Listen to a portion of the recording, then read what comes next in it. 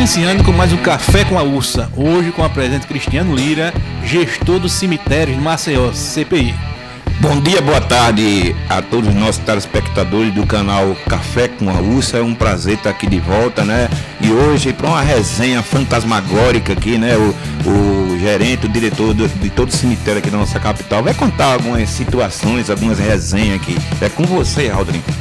Bem, Cristiano, eu como parapsicólogo, né? E CPI como caça-fantasma, né? Com seu canal de YouTube, né, famosíssimo aqui em Alagoas, no Brasil, uma repercussão fantástica com seu canal, né, em relação a fantasma. É o Diableiros Guardiões da Luz. Nós temos algumas situações que eu tenho conhecimento, né, mas você, como gestor dos cemitérios de Maceió, nos conte, né, alguns acontecimentos que aconteceu, que chamou atenção, algumas coisas realmente que muitas vezes até chega a ficar perplexo, né, com alguns acontecimentos. Conte para os nossos telespectadores alguns acontecimentos que surgiram, que você foi testemunha nos cemitérios de Maceió. Um forte abraço, amigo. Quero saudar todos aqui, os telespectadores, os seguidores aí do Café com a Ursa, todos que estão conectados, nos vendo nesse momento. E tem muita história para contar, né? Tem muita coisa que acontece aí, muitas resenhas, muitas histórias aí. Como disse o CPI, são histórias o quê, CPI? Resenhas fantasmagóricas. Fantasmagóricas, é isso mesmo. Então, assim, tem muitos acontecimentos. Os cemitérios em Maceió são históricos, né? Nós temos o cemitério da Mulher da Capa Preta, por exemplo, que não foi, surgiu algumas conversas novas, a gente vai ali fazer uma visita e tem alguém nos levantando uma história. Então, assim, são muitas causas. A gente tem que começar pela Mulher da Capa Preta, que é uma história muito, né, conhecida, marcante, inclusive. As pessoas falam muito sobre a Mulher da Capa Preta, inclusive em pessoas de outras cidades e outros estados, para conhecer o túmulo da Mulher da Capa Preta. Virou um ponto turístico, né? Exato. E querer saber um pouco mais sobre a história, se é verdade, se não é. E agora, será que a história da Mulher da Capa Preta é verdade? E tem algumas pessoas que vão até o túmulo e trazem suas histórias, suas experiências. Algumas até saem espantadas dali. Já teve pessoas que saíram correndo de perto do túmulo da Mulher da Capa Preta. Outras situações inusitadas.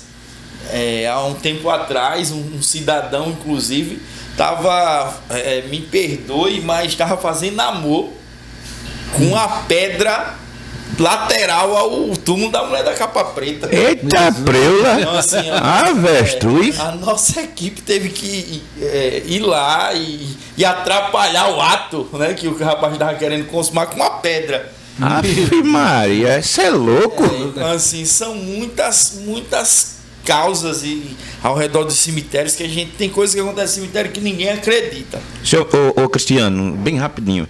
Na segunda vez que eu fui fazer uma filmagem lá no cemitério, eu sem querer pisei no túmulo do marido dela, parece que é do marido dela que fica ao lado do dela, né? Aí a voz lá no Spirit Box foi bem assim: sai daí, pise cuidado com o túmulo do meu marido. E braba, Eu tentei ajudar ela a ser encaminhada, ela disse: não, vão todo mundo pagar, vou me vingar. Ó. Uma das grandes curiosidades das pessoas, da Caroline, né? Caroline. A grande curiosidade é: será que é verdade a história? Né?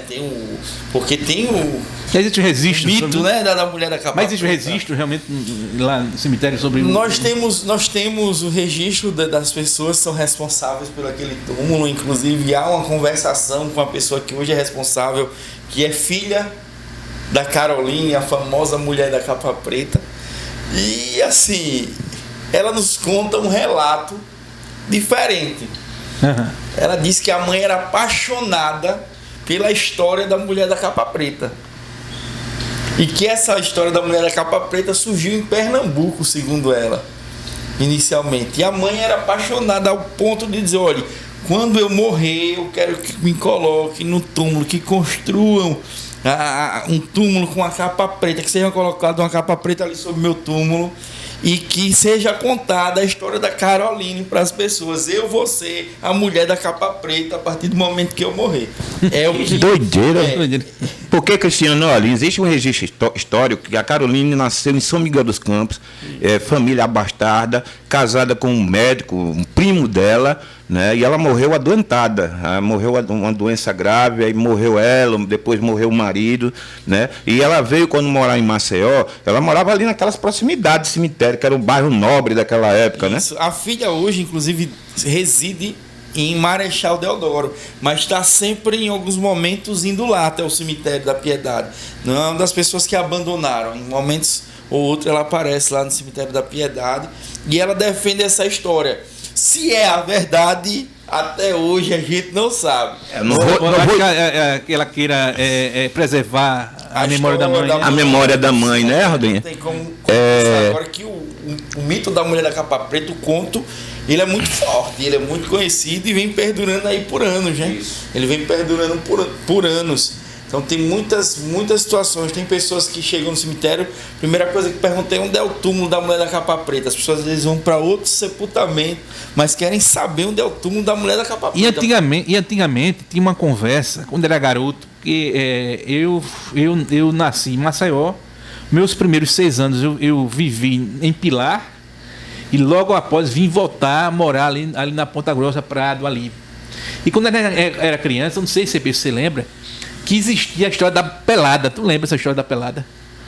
Que ela aparecia como uma mulher toda maltrapilha, e que uma vez saiu até no França Tambores, dizendo que ela entrou no táxi e ela latanhou o cara todinho com as unhas. Me lembro disso. Que saiu até no França Tambores, não foi? Isso aí? Foi. Taxista. Uns falam que é ela. E outros dizem que não, que é outra entidade, né? Olha, eu só queria acrescentar uma coisa. Eu não vou julgar aqui a filha da Caroline, né, a mulher da capa preta, mas na minha avaliação, eu acho que ela está fazendo esse pano de fundo para preservar a memória da mãe, para ela como ela fosse uma louca, né, que fosse enterrada como mulher da capa preta. Porque fatos históricos, documentos comprovam que ela era muito rica, né, morreu de doença, o marido era um médico famoso aqui, né, e aconteceu esses fatos, e até que me prove o contrário, são reais, né? E agora é a pergunta que não quer calar. O entrevistado vai fazer a pergunta para os entrevistadores. À vontade. Como é que você acha, Ladrinho, essa história da mulher da capa preta, a famosa, a célebre, que era aquela mulher que estava ali num bloco de carnaval, onde um rapaz novo apresentava, se apaixonou pelas características daquela mulher, que essa é a história, né? Era uma mulher muito formosa e o rapaz olhou para ela, se apaixonou, saiu com ela dali daquele local, passou uma noite só love com a mulher a Caroline, né? Caroline, mulher da capa preta.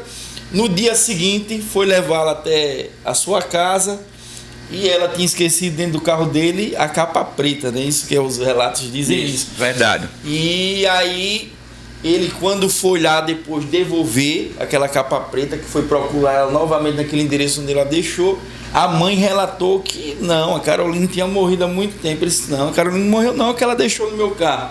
E apresenta a capa.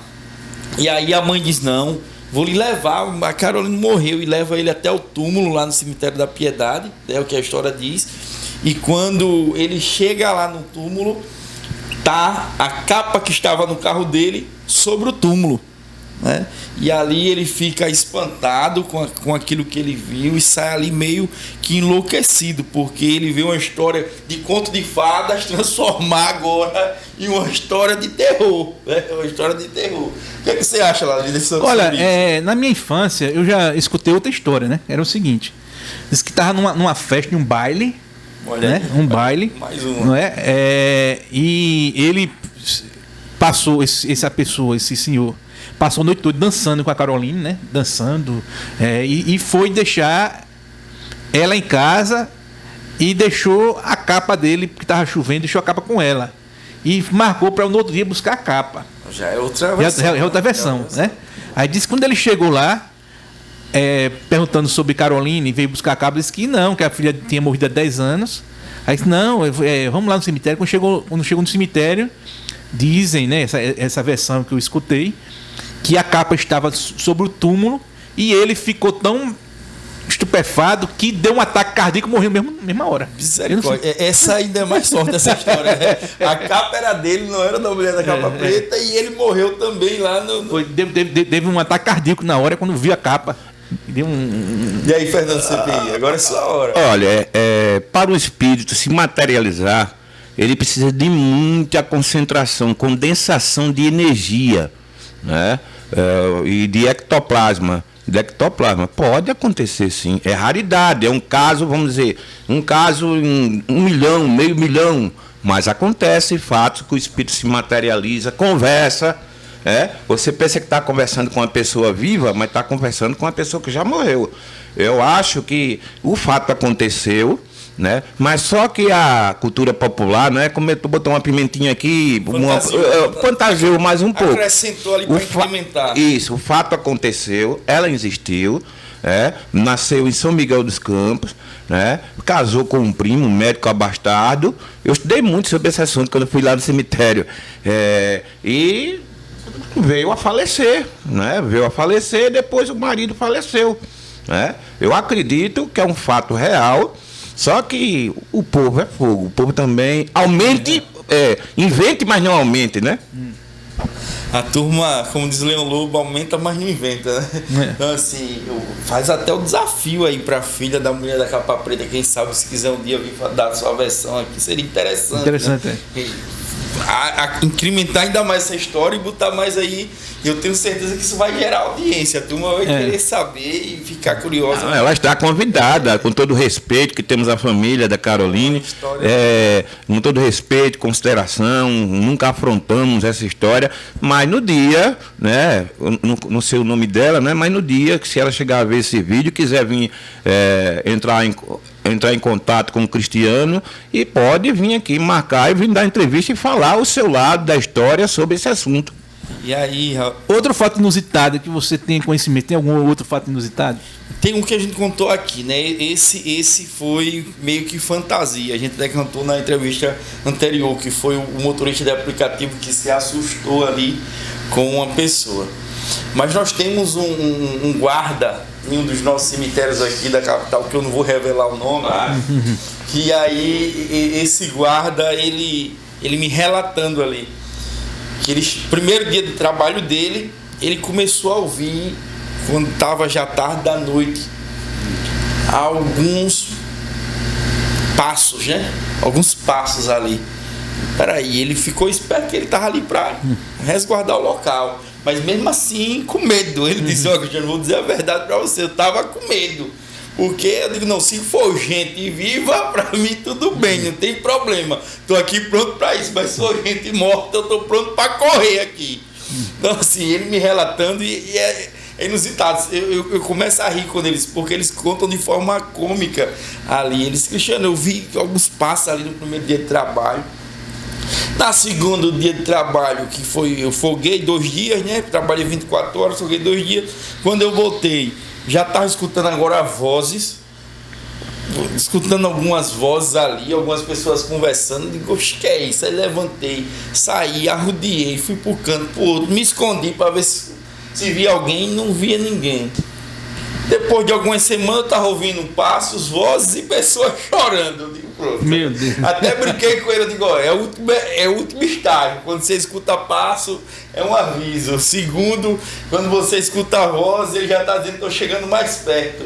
E quando você escuta passos, vozes e pessoas chorando, sua hora está chegando, meu amigo. Então, assim, até brinquei com ele, assim, a gente tenta ali também fazer de um momento cômico para não deixar tanta pressão sobre as pessoas, principalmente que estão trabalhando ali. Se eles pilharem com isso, não vão conseguir nem trabalhar. E a gente precisa de pessoas trabalhando naquele ambiente ali. Então, assim, mas existem alguns relatos de pessoas, de trabalhadores, e alguns que diz que vê vulto, outro que diz que vê uma coisa ou outra. E são muitas histórias realmente, como a gente está relatando aqui desde o início, mas tem algumas que são muito cômicas, que são resenhas no literal.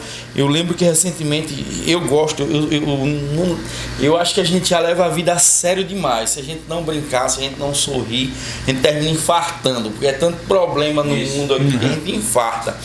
Eu lembro lembro que também recentemente eu tava em um cemitério e a pessoa nem sabia que eu era administrador.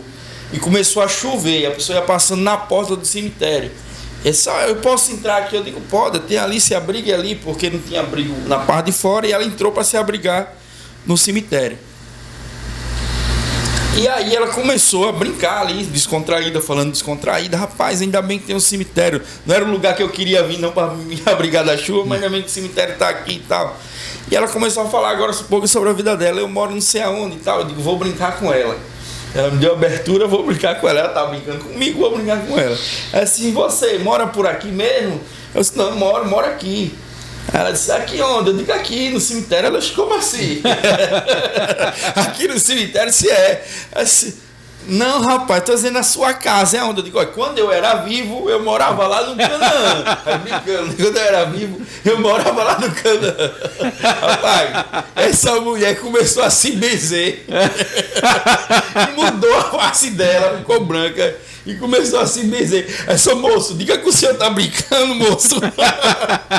Diga que o senhor tá brincando. Aí eu disse pra ela, eu tô brincando, rapaz. Eu moro no Farol e tal, morei no Canaã. E aí falei pra ela, atualmente estou administrando esse cemitério na Coordenação Geral de Cemitérios Públicos aqui de Maceió. E ela entendeu, aí começou a brincar também. Ela disse, ainda bem que era brincadeira, moço. Mas ela mudou completamente. Então, assim, a gente usa também esses momentos para tirar o medo das pessoas de cemitério. As pessoas têm medo, às vezes, de cemitério. E até costumo dizer para eles, ó, o medo maior aqui no cemitério é quem tá vivo. Quem tá morto aqui dentro não vai fazer mal nenhum a você. Não, o medo maior do cemitério, eu vou frisar aqui, é você dormir dentro da igreja. Aí você vê o bicho pegar. Você dentro da igreja, as manifestações espirituais são mais pesadas. Né? Na concentração de espírito desencarnado é terrível. É interessante que tem uma luta do bem contra o mal diário, né? Se as pessoas pudessem enxergar, ia ver que tem muita coisa que existe por trás de bastidores que não é possível a gente ver a olho nu. Ô, Cristiano, olha só, o ser humano, no início dos tempos, ele botava o ouvido aqui no chão, ele sabia o que é que vinha lá na baixa da égua, como diz no interior, sabia que vinha um cavalo, que vinha um carro, vinha o que for. O ser humano, ele, no cheiro assim, ele sacava as coisas, o que é que estava acontecendo. Ele olhava para uma pessoa, é a sensibilidade espiritual. O ser humano ficou tão amargo e tão ruim, onde está caminhando a humanidade? Para a escuridão. Hoje, a quantidade de pessoas boas são assim, conta nos dedos. A maioria tudo mala, sem alça, cuscuz de cinza, resto de feira, tomate podre, só está no mundo para fazer maldade, ou por orgulho, ambição e falsidade. Mas, se o ser humano voltasse de novo a Deus, assim que foi quebrada essa aliança com Deus, desvirtuaram todo o ensinamento do nosso Senhor Jesus Cristo para usar a religião para manipular pessoas. Aí ele se perdeu no tempo. O mundo espiritual ele é complexo, ele está aqui. Aí nós vivemos um mundo dentro de um mundo. Aqui estamos na terceira dimensão, eles estão em outra dimensão. Estão em outra dimensão. O que acontece é que as pessoas se perderam, não existe mais amor, não existe mais empatia. O cemitério tem os guardiões, tem um guardião da porta do cemitério. Toda vez que a gente vai entrar no cemitério, você tem que pedir licença ao guardião do cemitério e licença ao guardião da porta do cemitério. Né? Em cada canto do cemitério tem os guardiões, ficam espíritos nessa questão da vida e a morte, eles ficam vagando, às vezes, ao redor do cemitério. Por isso e que alguns muita gente presos vê. na sepultura, né? Os suicidas, a gente preso, isso. É a pura realidade. Tem muita coisa aí nos bastidores atrás dos cemitérios públicos, né? Não só dos públicos, mas dos privados todos os cemitérios. Então, assim, tem muita coisa, tem muita história. Teve uma história também uma vez que foi contado por um segurança. Eu falei do guarda agora há pouco, né? Falar de um segurança agora. Segurança que não é do cemitério, de uma empresa, inclusive, que eu não vou dizer o nome também, não vou falar o patrocínio aqui de graça, tem que chegue junto que a gente fala o nome, né? Chegue junto que a gente fala o nome. assim, não vou falar o nome da empresa, mas tem um supermercado aqui da capital que está abrindo aqui na capital, que fica próximo a um cemitério nosso, e que um segurança que estava trabalhando ali, a gente foi lá para conversar com o mestre de obra lá, há pouco tempo, sobre uma situação, e isso, recente. E aí ele começou a contar pra gente ali que uma história sobrenatural que foi vivida na família dele. E ele contou sobre a mãe dele. Um certo dia ali foi deixado um bebê na porta da casa da mãe dele. Ele ainda era bem mais novo na época, hoje ele já é pai de família, mas na época ele era novo e deixaram esse bebê ali na porta da mãe dele. A mãe dele acordou com um choro de criança e estava ali dentro de um balaiozinho ali, com um bilhete pedindo para cuidar da criança. E a mãe dele resolveu cuidar realmente daquela criança. Aquela criança, ela com um certo tempo, ela morreu, faleceu, veio a óbito. E aí o que acontece? A mãe dele resolveu levar agora a criança e sepultar no cemitério São José, segundo o relato. E aí sepultou a criança no São José e ela foi embora, a vida que segue, né? Infelizmente ela já tinha começado a se apegar à criança, mesmo não sendo filho dela sanguíneo, deixaram ali para ela cuidar, mas faleceu e ela teve que seguir a vida. Tempos depois, ela é abordada pela polícia de sua casa, intimada a comparecer na delegacia para prestar depoimento. Quando ela foi prestar depoimento, ela foi avisada pelo delegado que ela estava sendo acusada de sequestrar uma criança. De sequestro de uma criança. E aí as coisas foram se aprofundando ali, a história foi se aprofundando e o delegado deu para ela um período para ela apresentar, porque ela disse, não, a criança que eu achei, ela morreu e tal, não sei o que, foi deixada na minha porta, mas morreu. E o delegado queria que ela desse conta de onde estava aquela criança, porque para o delegado chegou a acusação de sequestro e não de que a criança tinha morrido. E o delegado deu a ela um prazo para então agora apresentar o quê? A certidão de óbito, né? Naquele tempo, havia muito de sepultar de qualquer forma, a justiça não pegar tanto no pé das pessoas, e aí os administradores do cemitério faziam as coisas de qualquer jeito.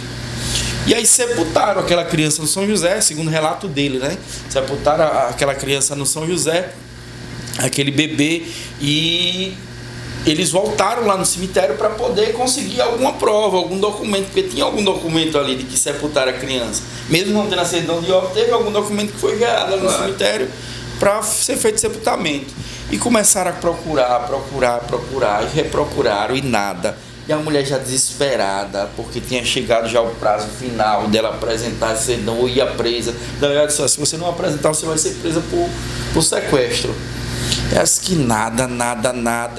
E aí ele relatando que ela, aí quando chegou ali, ela já desesperada, chorando, no literal ali na administração do cemitério São José, se não tem realmente documento nenhum, não. Rapaz, quem foi o sepultador? Então, quem foi o coveiro que sepultou? E ela relatou, não sei o nome dele, mas ele tem essa característica, morena assim, tal. E aí o administrador disse, oxe, mas essa característica aqui, a gente só teve um coveiro, só que ele já faleceu. Ele não tá mais, ele não é mais vivo, não. Esse coveiro ele já faleceu. E aí ele continua o relato dele informando que após isso a mãe se desesperou, porque já esperava, agora vou ser presa, não tenho como provar. Vou ser presa. E aí de repente ela baixou a cabeça e começou a orar desesperada ali, conversar com Deus, não sei se orar, rezar, fazer alguma coisa ali desesperada, porque não tinha controle mais sobre a situação na mão dela. E segundo ele, só o Senhor Deus que pode resolver, porque aqui a minha vida acabou agora por causa dessa criança. O Senhor sabe que eu sempre tenho aqui, o Senhor sabe de tudo. E aí diz que de repente ela ouviu uma voz dizer, olha, mande procurar naquela pasta ali. E ela disse que quando abriu o olho, que olhou para a pasta, era a pasta que a pessoa tinha olhado por último. Já tinha olhado por último, tirar documento por documento de dentro. Ela disse, eu vou ver, né, se essa voz aqui que falou comigo falou a verdade mesmo. Aí só, pelo amor de Deus, a última vez, olha só essa pasta aqui. E a pessoa já estava irritada, porque já vários dias eles estavam procurando e reprocurando, na tentativa de ajudar ela. E aí, quando olharam na parte, o primeiro documento que puxa era o do sepultamento da criança. E aquela criança, ela conseguiu provar que a criança tinha sido sepultada no São José, misteriosamente, né? Talvez ninguém saiba agora como foi o sepultamento, porque pelo relato dela, o sepultador já tinha morrido, né? Pelo menos o que o administrador disse para ela, o sepultador já tinha morrido. Teve essa dificuldade toda para encontrar a documentação. Com o passar do tempo se descobriu que, porque ela foi acusada de sequestro, a criança foi deixada por uma colega da mãe dele, que estava grávida, escondeu a gravidez, ia embora do bairro para tentar a vida fora do estado e deixou a criança, teve a criança e deixou na porta, vou deixar na porta da minha amiga, porque ela vai cuidar do meu filho. Ela não sabe que o filho é meu, mas ela é uma pessoa boa, eu sei que Dona Maria é uma pessoa boa, vou deixar na casa de Dona Maria e ela vai cuidar. Quando ela voltou de viagem, já com arrependimento, queria a criança de volta. E quando foi no Dona Maria para sondar, Dona Maria, não sei o que, a senhora encontrou uma criança, não foi tal. Dona Maria disse, não, a criança morreu. Ela achou o quê? A Dona Maria descobriu que a criança é meu filho, e agora ela quer sequestrar a criança, ela quer esconder, essa criança não está morta não. Aí teve toda essa história que a criança não encontrava um registro e tal, e de repente encontraram o registro depois da mulher ouviu uma voz lá dizendo para ele. E aí mais uma vez eu não poderia deixar de brincar com aquele camarada também, porque ele estava ali tenso relatando essa conversa. E eu fiz uma brincadeira com ele também, assim como fiz com aquela mulher lá atrás na administração do cemitério. Você acredita nesses casos sobrenaturais? Ele me perguntou, eu digo, acredito. Ele disse, acredito, sou prova viva de um. Ou prova morta. Isso aí, ou prova morta. Ele já regalou o olho. Quando ele arregalou o olho, eu olhei para a cintura dele e estava com o revólver. Ninguém já tem que brincar devagar aqui. Vai que ele puxa esse revólver e sai atirando aí até no vento. E eu estava com um colega que é administrador de um cemitério, que estava administrando um dos nossos cemitérios. Um grande abraço, inclusive, para o Reno, que estava comigo nesse momento e testemunhou essa conversa. Aí ele disse, como assim morto? Vivo ou morto? Como assim testemunha vivo ou morto? Não, porque a gente é relativo, né? Às vezes você está vivo, às vezes você está morto, a gente não sabe. Eu não sei se eu estou vivo, se eu estou morto. Mas onde foi que aconteceu isso? Eu disse, não, a gente morava aqui, atrás do cemitério São José, na época, no Oricuri. A gente era vizinho aqui do cemitério. Tal, sei o que. Eu disse, que legal, eu também moro aqui há muitos anos, aqui era seu vizinho, era meu vizinho. Eu disse, eu moro aqui no São José já, faz uns 30, 40 anos que eu moro aqui no São José. Quando eu morri, eu acho que eu tinha faixa de uns 30 anos. E aí ele já regalou o olho, aí fez, você tá brincando? Eu disse, por quê? Você não acredita em histórias sobrenaturais também não? Né? Pra ver como é que ele ia reagir. E aí ele fez, você é amaldiçoado. Ele já levou para a religião dele ali. Eu percebi que ele tinha virado evangélico, né? Ele disse, você é amaldiçoado. Você é uma alma amaldiçoada. Eu digo, sou não, meu irmão, sou abençoado por Deus. Eu estou só brincando com você. Ele disse, eu já pensava que você era uma alma amaldiçoada, que eu sou agora crente. E eu pensei que eu estava com a alma amaldiçoada. O segundo bloco. Segundo bloco aí. Amigo Cristiano, o Campo Santo, né, o cemitério é um lugar sagrado, né, por isso que chama Campo Santo, onde, infelizmente, como o próprio Rodinho colocou, existe até pessoas que falecem e ficam presas no seu próprio corpo, sofrendo. Eu vou dar um exemplo bem claro, que é público e notório, até dentro da religião kardecista, né, o caso do Raul Seixas. O Raul Seixas ficou muitos anos com a alma presa ao corpo, passando por todo um processo de limpeza espiritual, até que o Exu Caveira, que é um dos senhores guardiões do cemitério, veio salvá-lo para um plano melhor, entendeu? É complicado. O que acontece é que as pessoas, e o que nessas minhas experiências sobrenatural, muitas vezes, sabe o que é que os falecidos desencarnados dizem? Que estão tristes, porque as famílias só se lembram do morto no dia do finado. No dia de finado. Passa o ano todinho Ninguém se lembra de ir lá acender uma velinha, fazer uma oração. Pagar a taxa do cemitério. Pagar a taxa do cemitério, é bom frisar. Vou fazer agora a minha propaganda do cemitério, que é o que faz o cemitério melhorar. Eles ficam sofrendo. Diz que às vezes eles estão ali, mas estão precisando de oração. Aí por isso que esse sofrimento, relatos sobrenaturais do que as pessoas veem no cemitério. E o caso lá no cemitério da Mulher da Capa Preta, o rapaz que foi comigo, que eu sempre peço para alguém me acompanhar, ele disse que tinha um túmulo que o caixão não queria entrar. Ele inchou. Você sabe dessa história? O caixão inchou lá no cemitério da Mulher da Capa Preta. O senhorzinho lá disse, aqui, aí mostrou que era para que fosse na parede. Não é uma gaveta municipal. Uma gaveta que disse, esse daqui, para entrar foi um inferno. Não conseguia colocar, não. Isso coisa estranha. Não sabe alguma coisa desse tipo? Eu sei de uma situação, mas assim, de um cemitério da Piedade, que a gaveta ela é menor do que as tradicionais, que no passado fizeram uma gaveta que sepultava os caixões da época, né? Que eram os caixões menores do que hoje as urnas são. É de madeira. Isso. De madeira de pano, né? Porque hoje os caixões, de fato, os modelos são um pouco maiores do que os caixões antigos. Hoje está em torno, tem caixão que chega a 2,20 metros, a média, né, dos caixões aí. Padrão, então assim, e antes a gente tinha 1,80, 1,70, 1,60, os caixões dependendo do modelo do caixão.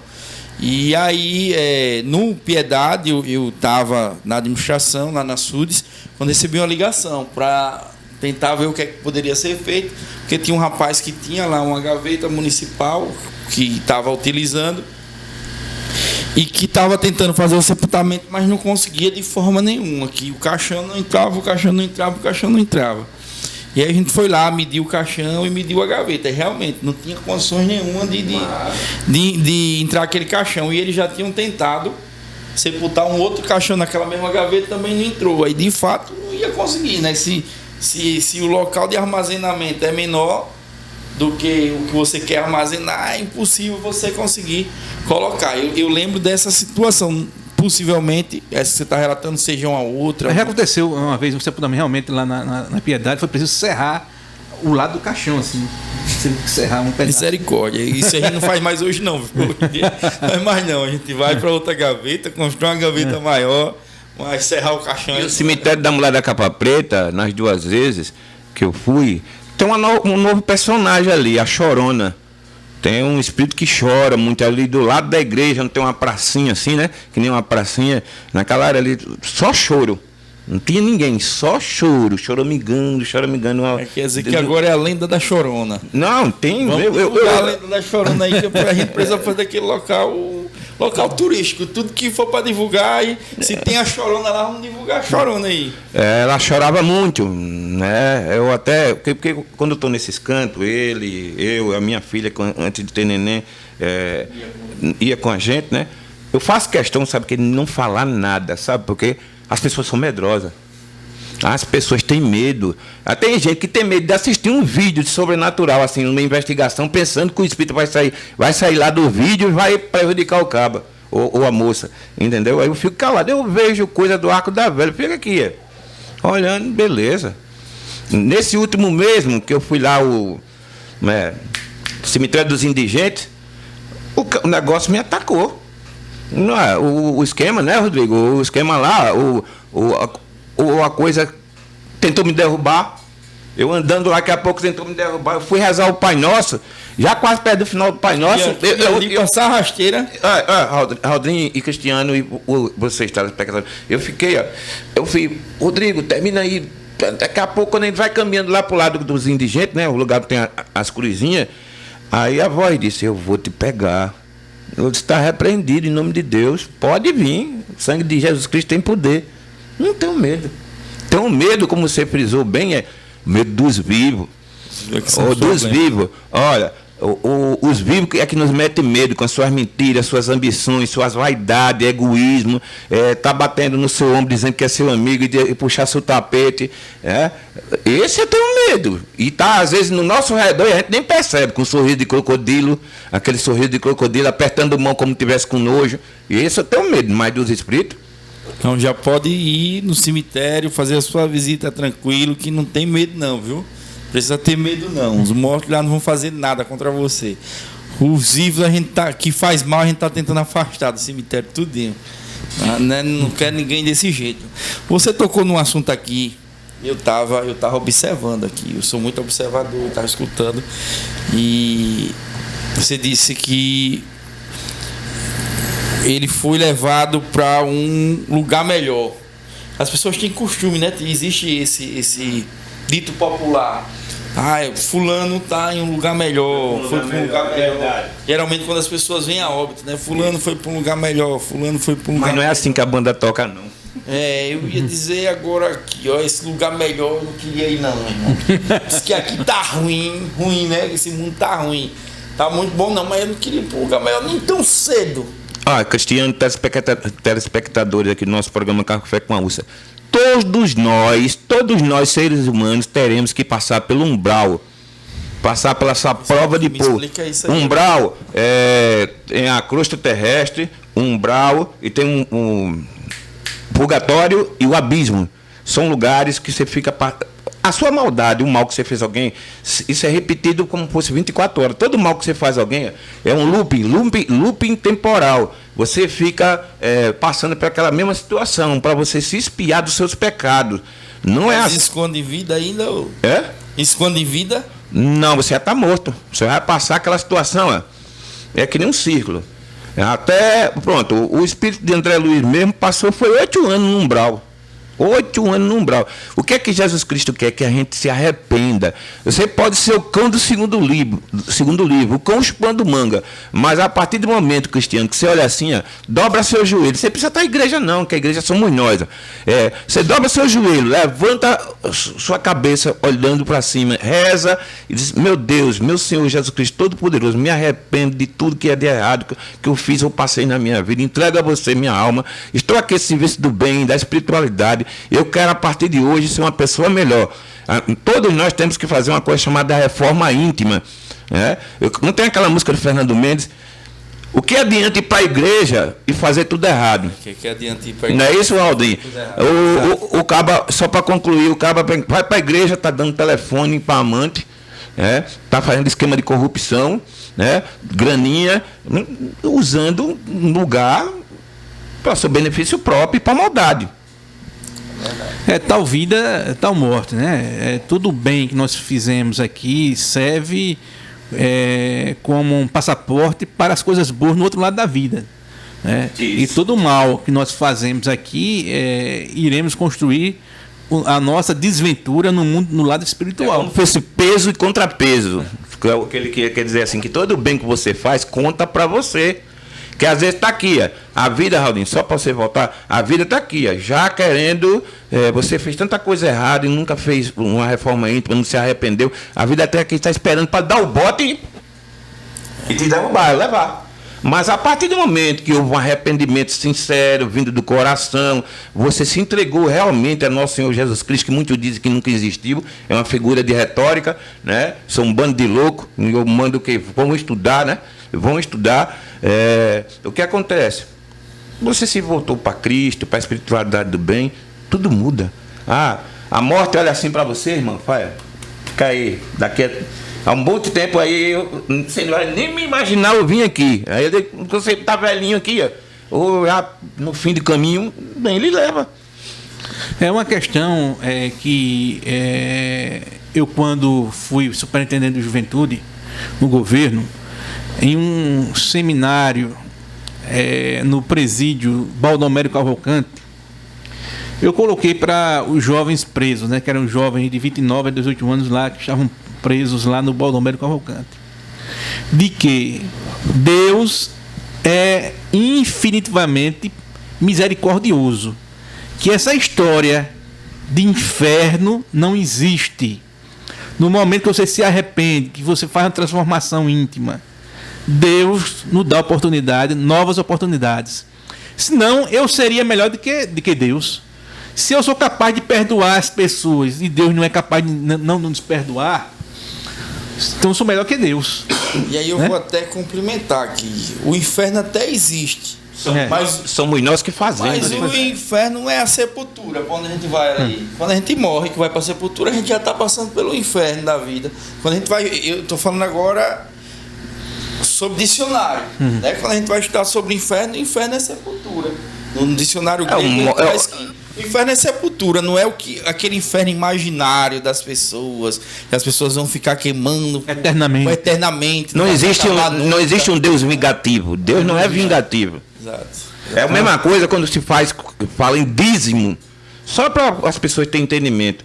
Quando Moisés recebeu as tábuas, né, os 10 mandamentos, e criou o dízimo é a 10ª parte de tudo que era cultivado, né, entre os amonitas e todas as tribos, no tempo de muito calor, né, e muita seca, aquilo era dividido entre as tribos para não passar fome. O que foi que o homem Malaquias fez?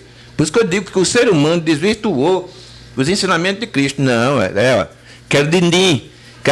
Aí todo mundo rico em cima de uma figura incrível que foi Jesus Cristo. Que é isso? Isso até é um erro, né? Em relação à questão da igreja, em dizer que se você errou, está eternamente condenado no fogo do inferno. Isso quer dizer que ninguém pode mudar mais. Quer dizer, se eu já sou mal, eu não vou mudar porque eu já estou no inferno, então eu vou continuar mal. Não é? Isso aí até é um desserviço da igreja em relação à reforma íntima das pessoas. Parabéns, das pessoas que erraram, que querem mudar, aí diz, não, você já está no inferno eternamente. Não adianta nem mudar, você já vai para o fogo do inferno eternamente. Para que mudar? Se você já tá ferrado mesmo. Né? Isso é um grande desserviço que a igreja, eu acho que a igreja deveria repensar em relação a isso. Porque isso aí leva as pessoas que estão no mundo do crime em continuar no mundo do crime. Quando você diz que Deus não é piedoso, você está deixando a pessoa que fique eternamente no mundo do crime, que não tem mais cura em relação a ela. Mas não. Deus é eternamente misericordioso e Ele jamais vai condenar eternamente um filho seu se arrependendo no fundo da alma.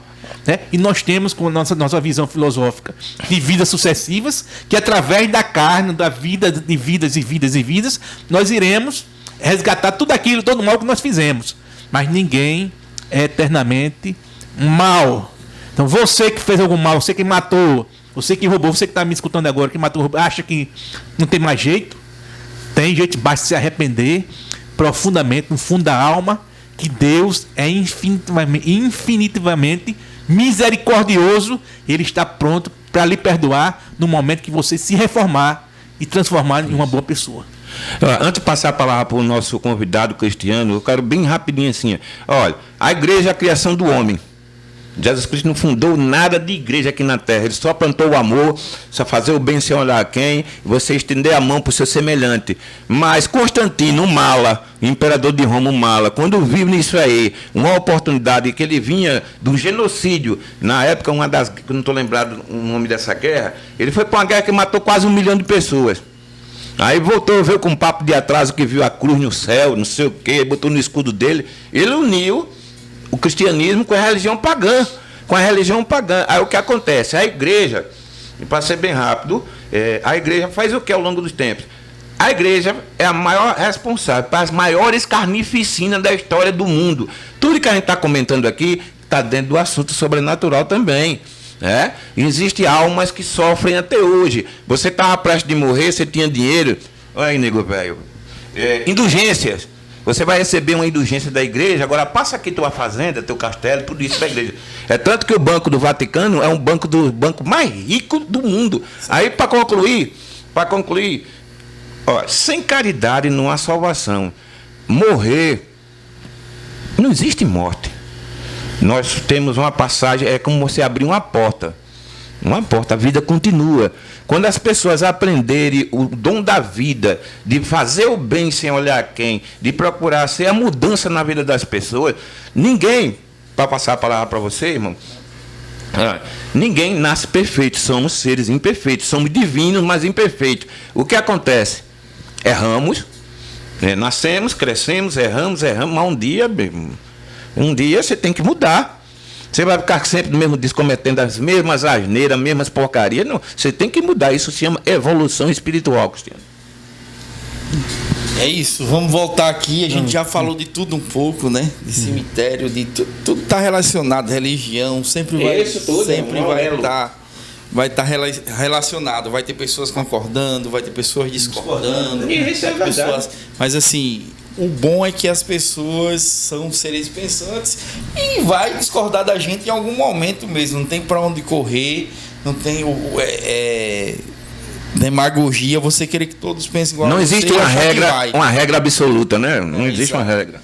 Então, assim, isso é interessante de ser humano, né? Que a gente pode expor os nossos pensamentos, a gente pode expor as nossas ideias, fazer com que outras pessoas também que estavam ali na bolha consiga pensar fora daquela bolha, e assim a gente vai. E algumas pessoas vão se identificar com nossos pensamentos, mas que conversa boa, que bate-papo boa. A gente pôde ver algumas histórias interessantes, a gente pôde ver até mais do que uma versão da Mulher da Capa Preta, né, André? Né, CPI. A gente conseguiu ver algumas até situações que se tornaram cômicas ali, que a gente tentou descontrair com as pessoas, mas é muito importante entender isso, que o cemitério ele não coloca medo em ninguém, ou melhor, não deveria colocar medo em ninguém. O cemitério ele precisa, como eu falei na última entrevista, precisa ser local de lembranças, de boas memórias, de boas recordações, um local onde interrompeu uma convivência, uma vida e foi parar ali, os sonhos ali foram interrompidos, mas que deve ser o ponto focal, local, onde você lembra da pessoa e lembra das coisas boas, porque eu sinceramente não acredito que alguém nasceu nesse mundo e morreu e não tenha feito nada de bom. Eu acho que em algum momento o cara fez alguma coisa boa, e é o que a família deve preservar, no mínimo as boas lembranças de quem foi para ali, e até mesmo os que cometeram as suas atrocidades, as barbáries. A gente tem realizado agora os sepultamentos dos restos mortais de pessoas que estavam no IML acumulado ali. A gente finaliza inclusive essa semana realizando o último sepultamento, e ali a gente encerra essa série de corpos que estavam acumulados há alguns anos no IML. Compromisso da gestão, e a gente cumpriu com que estavam congelados, né? Estavam nos seus freezers lá,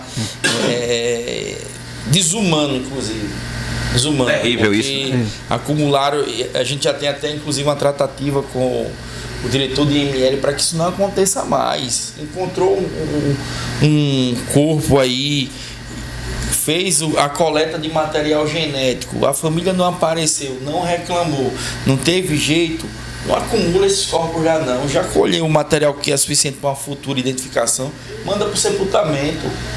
Né? Existem histórias ali, um dia um familiar pode chegar lá no IML, é melhor ele se deparar com seu familiar já no cantinho sepultado ali certinho, do que ele chegar no IML e tá um monte de corpo em cima do outro, aquela bagaceira, assim, isso é desumano. Então assim, a gente tem até cobrado que o IML não faça, mas não deixe com que acumule, e que pelo menos enquanto nós estivermos na gestão, a gente não vai deixar que isso aconteça, porque a informação do IML é que Maceió não tem vaga, e pronto, e acumulava. Então assim, a gente nessa próxima quinta-feira a gente sepulta os últimos 19 corpos do IML que estão acumulados, e a gente totaliza mais de 100 corpos sepultados desde que nós... Caramba! Só desses corpos que estavam acumulados em IML. Só dessa segunda remessa agora são 69 corpos que a gente está... Caramba! Então, assim, é um compromisso nosso. Parabéns, viu, pela ética, respeito. Como é que acumularam 100 corpos congelados, ou é só não formou? Eu, quando tive o primeiro contato, eles estavam em geladeiras. Geladeiras? Existia um container que ficava fora da estrutura. Não é um container do prédio, assim, ficava dentro do prédio, mas fora da estrutura. Tem Congelador, e tinha alguns corpos naquele container. Esse container, inclusive, pelo que eu ouvi falar, não sei se foi o container ou foi um dos freezers, deu problema, eles tiveram que ainda mutuar ainda mais. Então, assim, havia um risco, inclusive, de colapso e não tem mais onde colocar corpos, até os que são identificados, devido a isso, né? Então, assim, a gente rapidamente agiu em parceria com a direção atual do IML, Dr. Diogo, que é uma pessoa muito boa, muito centrada, e a gente conseguiu aí resolver esse problema de anos, zerando os corpos que tinham acumulado lá, e quando for chegando a gente vai sepultar, já tem local para sepultar também, esses corpos estão chegando. É com você, Raudrinho. Bem, uma questão também como é tratado os corpos de crianças, né, dos hospitais, das casas de maternidade, quer dizer, das casas de saúde e maternidade. Como é tratado os corpos de crianças recém-nascidos que morrem no parto? São chamados natimortos. Natimortos, né? Os nascidos mortos. Alguns ficam lá. Acontece uma coisa bem interessante. E a gente vai até abrir um leque a mais para que as pessoas entendam um pouco. E eu tive até um conflito com a direção de uma maternidade aqui de Maceió, porque eu disse: eu não vou aceitar que esses sepultamentos sejam feitos dessa forma, tão desumano como era. E eu tenho provas, inclusive, até hoje no meu celular, porque tem uma foto que eu guardo até hoje, de quando eu vi aquela foto, eu digo: voltem com corpos e façam o que precisa ser feito de verdade. Eu não vou aceitar que sejam feitos sepultamento dessa forma. Tive até um embate ali, voltei, fui para a reunião com eles e exigi, falei que era um absurdo o que eles estavam fazendo, mas como é que é o procedimento nas maternidades normalmente? Eles esperam após o falecimento, fica ali alguns dias, cerca de 15 dias, para que a família reclame. Se a família não reclamar, que acontece muito, que infelizmente ainda acontece, as famílias deixam lá, por diversos motivos, às vezes do trauma pós-parto, né, depressão pós-parto, entre outras coisas, as famílias nem voltam lá, não tem coragem nem de voltar para fazer o sepultamento daquele corpo. Outros preferem realmente abandonar, alguns foram aborto ali, espontâneo, e que não tem coragem de enfrentar a questão prefere abandonar ali na maternidade, por sei lá por qual motivo, e aí depois desse período eles nos encaminham para sepultamento. As maternidades entram em contato conosco e nós liberamos hoje locais para sepultamento, que foi outro problema. Quando eu assumi também existia um acumulado grande de corpos de natimortos. Eu lembro que eu fui chamado pela direção da maternidade de Santa Mônica na época, e disseram: a nossa realidade é essa, e abriram lá o freezerzinho que eles têm e estava lotado, não tinha mais espaço, a gente não sabe o que fazer. E aí a gente prontamente abriu as vagas, continuamos fazendo esse sepultamento, zeramos agora o que tinham na Santa Mônica, está zerado, assim, salvo engano só tinha 3, mas está dentro do prazo dos 15 dias que eles precisam esperar a família, que é por regra, mas saindo a gente já tem local para sepultamento. Também a gente zerou toda a situação, mas um absurdo, que até o relato aqui é interessante, que os telespectadores, seguidores da USA vejam em primeira mão o absurdo que acontecia. Fernando, Laudri, eu me deparei com uma foto, quando eu liberei o primeiro sepultamento, eu disse: a gente tem corpos aqui acumulados em uma das maternidades aqui de Maceió. Eu disse: vamos enviar vamos abrir as vagas, vamos sepultar. Se existe essa demanda, precisa ser atendida. E aí eu não pude estar lá no dia acompanhando esse sepultamento, mas pedi para que a minha equipe passasse um feedback. A equipe, quando eu entrei, a gente fez algumas modificações, botou algumas pessoas, mostrando para eles qual é o caminho que a gente quer caminhar hoje com os sepultamentos em Maceió. E aí a pessoa me mandou uma foto: Cristiano, chegou aqui e aqui está os corpos. Eu me deparei com uma sacola de lixo. Para mim era uma sacola de lixo, não era corpo. Que vergonha. Não era para sepultamento. Era uma sacola no literal que pegaram todos os corpos e botaram dentro de uma única sacola. O que parecia uma sacola de lixo. Parecia que eles estavam descartando ali. Falta de respeito com a vida humana. Muito grande, muito grande. Uma falta de respeito enorme. E aí eu fiz com que entrei em contato com a maternidade, fiz eles voltarem lá para poder fazer da forma correta. Voltem com os corpos. E aqui eu vou mostrar nos bastidores para vocês. É ou não é um absurdo? Absurdo. É ou não é, Fernando? Um absurdo. Isso aqui era o sepultamento de vários corpos de natimortos que eles queriam fazer. E eu disse: não. E aí eles tiveram que voltar para refazer e botar individual, sepultar individual cada corpinho devidamente identificado da forma correta. A gente tem lutado aí para dar dignidade a esses sepultamentos, que os absurdos que faziam no passado... É revoltante isso, bicho. É revoltante. A gente não aceita mais. A gente quer dar realmente dignidade na hora do sepultamento. Eu acho que o Ministério Público deveria dar uma atenção especial em relação a essas questões, que tem coisas mais obscuras por trás desses corpos nasceduras, que só mesmo uma investigação... Uma investigação séria, né? Porque...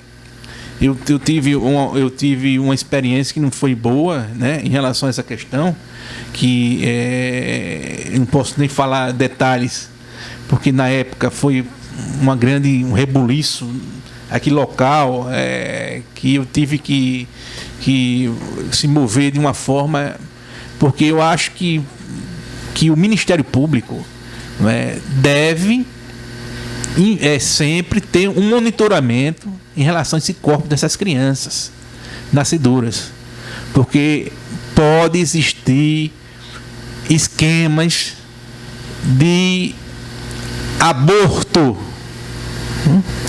Esquema de aborto pode ter, certo? Eu não estou acusando ninguém, eu acho que deve investigar, certo? Deve investigar. Não estou acusando nenhum hospital, mas é preciso que o Ministério Público monitorem, né, investiguem e coloquem até mesmo algum tipo de monitoramento nesses hospitais para estudar em relação e averiguar em relação a esta situação, não é? Porque é uma questão muito séria, né? Agora, por exemplo, essa foto que nós acabei de ver aí, e vários corpos jogados que nem lixo, dentro de um saco de lixo.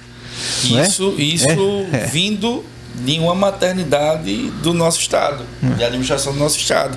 Infelizmente, né? Precisa, eu acho que... Eu prefiro nem comentar, não estou revoltado. Eu acho que o Ministério Público ele precisa de fato fazer a fiscalização junto ao sistema funerário. E quando eu falo sistema funerário, não é só o cemitério não, porque se vê muito, inclusive o próprio Ministério Público, como o sistema funerário é o cemitério. O cemitério ele vai armazenar, é a etapa final, mas desde o momento que acontece o óbito em hospitais e maternidades... E principalmente os hospitais particulares, né, que é privado, né, que você pode fazer, se pode, Deus o livre, fazer um esquema desse em relação à questão de pessoas que querem cometer o aborto, né? Quer que eu lhe diga outra, quando o Ministério Público for fiscalizar, tomara que já tenha mudado, que já começa a mudar. Quando verem a nossa entrevista, eles comecem a organizar. Vai ser muito bom que essa entrevista comece a promova uma mudança dentro das maternidades, dos hospitais. Eu fui em uma determinada maternidade também, e não estou dizendo nome porque existem várias aqui, existem algumas. Eu fui em uma determinada maternidade também, que eu sou muito de ir. A gente tá com deixa eu ver qual é o problema, vamos ver o que é que vai fazer. E vamos tentar aqui sentar como adultos e gestores e ver uma solução. Todo problema tem uma solução.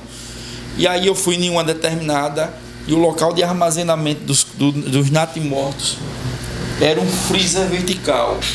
Mas é um freezer vertical doméstico. Tem aquela geladeirazinha de frigobar. Pronto. Uma geladeirazinha normal, doméstico. Que eu até falei. Que é feito ser humano. Vocês precisam melhorar essa estrutura. E a pessoa que era responsável por essa sala, esse Cristiano, mais do que ninguém eu sofro com isso e venho pedindo à administração para melhorar isso aqui. Eles olham por todos os outros setores da maternidade, mas aqui eles esquecido. E assim, é preciso dar atenção também. Então é preciso fiscalizar e é preciso melhorar esses locais. É preciso ver o melhoramento desses locais. Gestor da maternidade, eu falo para você diretamente, olhando nos seus olhos nesse momento. Dê uma atenção ao local de necrotério onde fica armazenados os corpos aí na sua maternidade. Isso é dignidade. Imagine um parente um dia voltar lá dentro do prazo de 15 dias e ele querer entrar no local onde está e querer identificar. Ele vai se deparar com uma cena terrível, a cena que eu me deparei. Entendeu? Então assim, melhorem. Invistam na infraestrutura. Ou não venham me dizer que o Estado não tem dinheiro, não, porque tem. Os nossos impostos estão sendo o tempo todo repassados. Então, em alguns momentos, vocês precisam investir para melhoramento. É isso aí. Estamos faltando 2 minutos para terminar o programa, né? 3 minutos. Agradecer a participação desse jovem dinâmico, diretor do cemitério aqui da nossa capital, que está fazendo um excelente trabalho à frente dessa diretoria, né? E dizer que o papo foi gostoso, tranquilo, né? E uma aula de cidadania e de espiritualidade. Foi um prazer ter com você aqui. Vou passar a palavra para você dar suas considerações finais e depois para o nosso grande chefe, Aldrin Touro Sentado. Tem que brincar um pouquinho para... Né? Sim. Eu que agradeço pela oportunidade mais uma vez. É um papo sempre muito agradável. Hoje a gente sorriu, descontraiu, conheceu algumas histórias... alguns causos aí que correm dentro dos cemitérios misteriosos, algumas histórias misteriosas que a gente não vai saber a verdade ainda, mas em algum momento, né, vai se revelar. E também muito papo sério. No final a gente aqui trouxe algo muito importante, alguns assuntos muito interessantes, e essa vai ser minha causa. Eu terminei me apaixonando por esse setor. Era um setor muito carente, o serviço funerário é muito carente e era muito abandonado. E agora eu me apaixonei por isso. Então, assim, o que eu puder fazer para tentar melhorar todo Contem o sistema, com a gente aqui. Não somente os cemitérios, eu vou tentar fazer. Contem com a gente aqui, amor. E é hora de levar esse negócio a sério mesmo, esse setor a sério, e fazer com que essas coisas aconteçam nos serviços funerários. Muito obrigado mais uma vez. Muito obrigado, Cristiano. Um forte abraço a todos os nossos telespectadores. Que o CPI, que Jesus lhe abençoe. Você, Cristiano, Jesus lhe abençoe. Você, Rodrigo, e todos os nossos telespectadores. Teremos momentos de paz, de fraternidade, e o Brasil encontra o melhor caminho. Um forte abraço para todos. Esse foi mais um Café Caúça.